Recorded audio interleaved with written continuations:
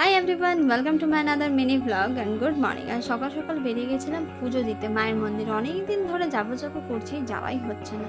তো আজ আমরা গেছিলাম, তারপর ভাবলাম যে যাই দুজন একসাথে লাঞ্চ করব। তারপর আমরা চলে এলাম খাবারের উদ্দেশ্যে।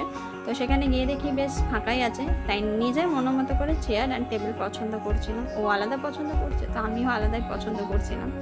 তো যাই হোক, সুবিধা মতো করে আমরা বসে পড়লাম। তারপর আসলো মেনু কার্ড। আর মেনু কার্ড দেখে না আমার ভীষণ কনফিউশন লাগে যে কোনটা অর্ডার করবো, কারণ সব কিছুই একটু একটু ভালো লাগে আমার খেতে, খুব বেশি না, একটু একটু।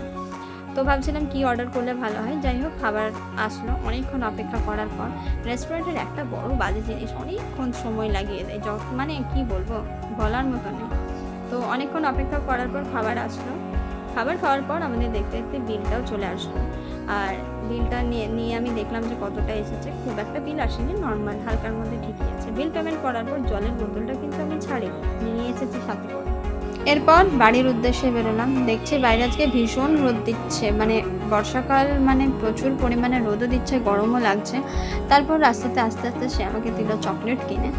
আর বাড়ি আসার পথে, আমার বাড়িটা মানে গ্রামের ভেতরে, তাই মাঝখানে রাস্তা, চারিদিক সবুজ, দুপাশারই সবুজ, মাঝখানে রাস্তা, খুব সুন্দর লাগে দেখতে।